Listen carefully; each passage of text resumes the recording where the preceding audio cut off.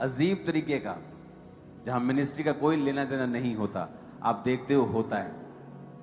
आपने कभी नोटिस किया है कि ये चीजें क्रूसेड्स के दौरान या क्रूसेड के बाद ही क्यों होती हैं?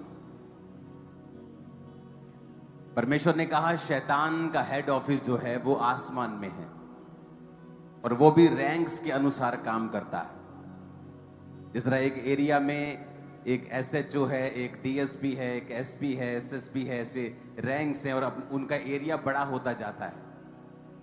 एसएचओ को एक एरिया की जिम्मेवारी है, डीएसपी को फुल थोड़ा बड़ा एरिया की जिम्मेवारी है।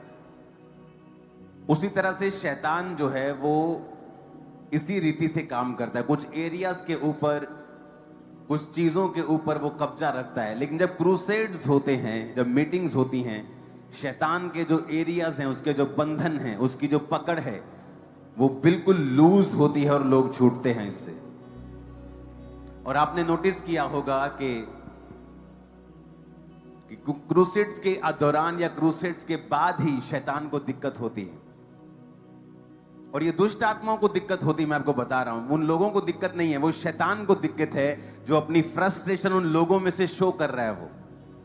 तो आपको उन लोगों पे गुस्सा करने की जरूरत नहीं है। आपको ये मालूम होना चाहिए कि आपका तीर सही जगह पे लगा है और शैतान तिल मिलाया है और उसका मतलब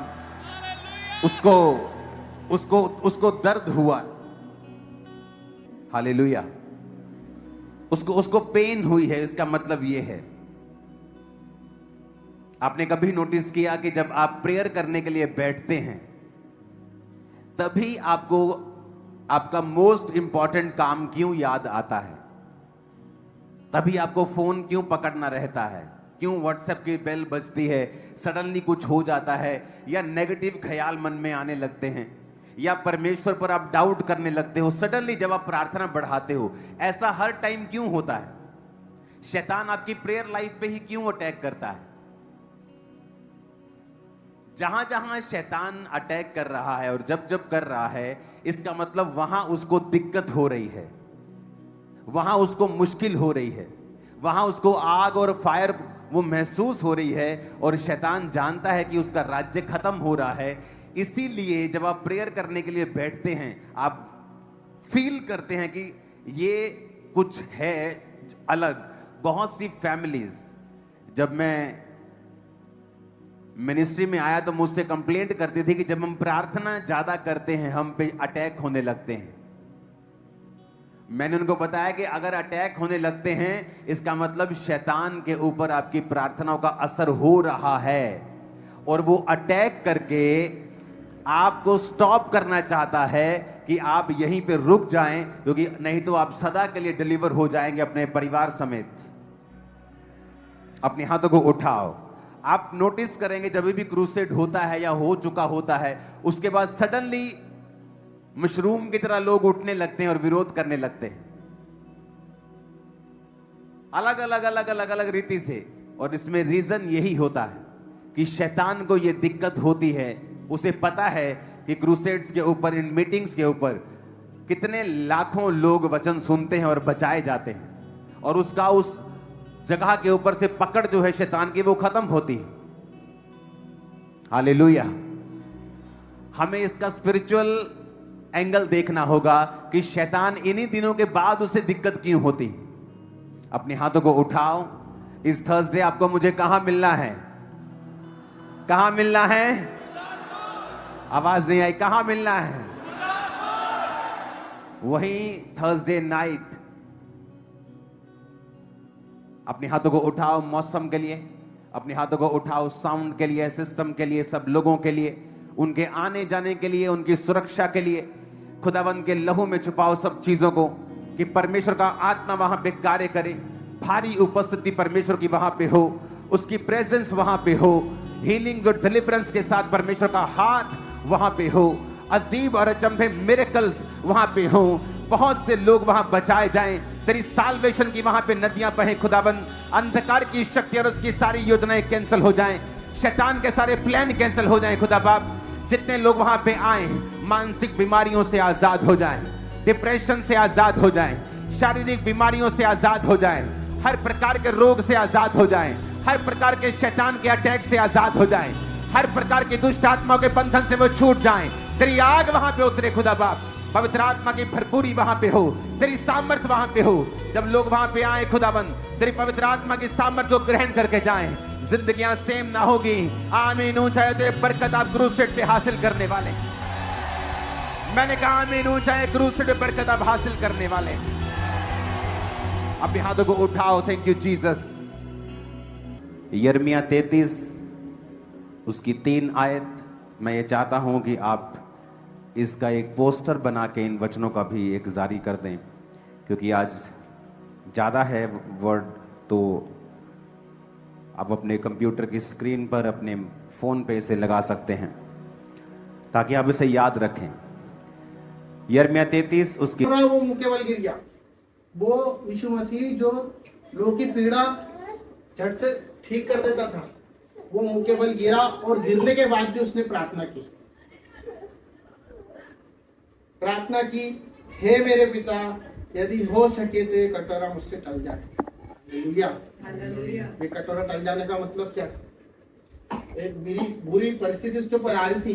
वो ये नहीं चाहता था कि प्रभु ये चीज को हटा दे मेरे से, टल जाए। टल जाए मतलब या तो कुछ पोस्टपोन हो जाए, या थोड़ी देर के लिए कुछ देखो, कुछ इसका एक अल्टरनेट कुछ मिल जाए। प्रभु आज नहीं, मैं तो तेरे वादे पे टिका, कुछ अल्टरनेट मिल जाए, मतलब कोई ना कोई ऐसा रास्ता मिल जाए। पर परमेश्वर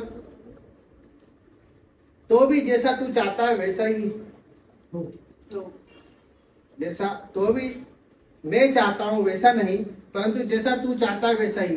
मतलब अगर तू मेरे लिए कोई रास्ता निकाला ना तीसरा, फिर भी तेरी इच्छा से निकालना है ना। मैं ये भी बोल रहा हूँ, जब करूंगा तो मैं वादा तो पूरा ही करूंगा।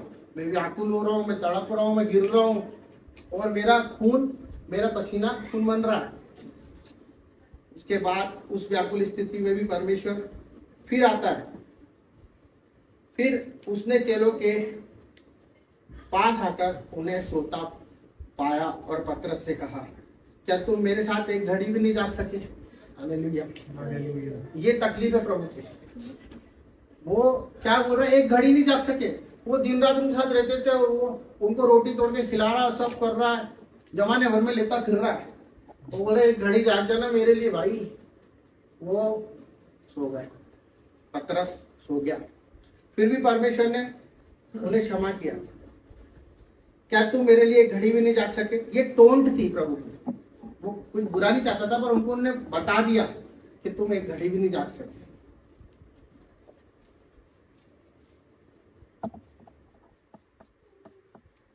फिर उसने चेलों के पास आकर कहा, क्या तुम मेरे साथ एक घड़ी नहीं जाग सके? जागते रहो और प्रार्थना करते रहो कि तुम परीक्षा में ना पड़ो। आत्मा तो तैयार है परंतु शरीर दुर्बल है। यहाँ पे परमेश्वर साफ साफ बोल रहा है, क्या मैं तो पड़ गया हूं परीक्षा में, ऐसा ना हो मेरे साथ तेरा भी क्रूस होगा। जागो और प्रार्थना करो, क्योंकि मैं तो परमेश्वर के वादे पे टिक गया हूं। तुम भी जागो और परीक्षा में न पढ़ो। और उनको वहां पे भी प्रभु ने एक वर्ड के द्वारा समझाया कि जो आत्मा ना तुम्हारे दिन भर बोलती रहती है, परमेश्वर हमसे प्यार करते हैं, परमेश्वर आपके प्रभु, ये अब तेरा शरीर तेरे साथ नहीं दे रहा है, क्योंकि तू दुर्बल हो गया, तू दुर्बल स्थिति में आ गया, क्योंकि नींद हावी हो गई।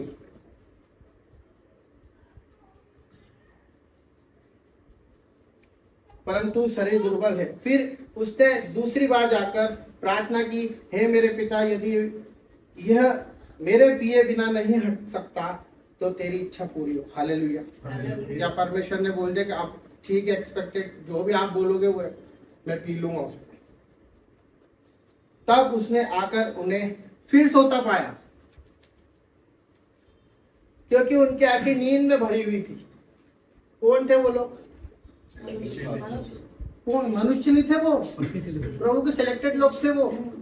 वो चुने हुए थे। वो प्रभु ने 12 को प्रेरित किया, अभिषेक किया, उनका सब कुछ किया, उनको दुष्ट आत्मा निकालने की ताकत दी थी, सब कुछ दिया था। वो लोग थे जो दिन रात प्रभु प्रभु करते थे कि प्रभु ज्ञान की बातें तो आपके पास है, हम आपको छोड़ के कहाँ जाएंगे, अनंत जीवन तो आप ही देते हैं प्रभु। और आज अनंत जीवन की बात आई तो नींद में भरे पड़े थे।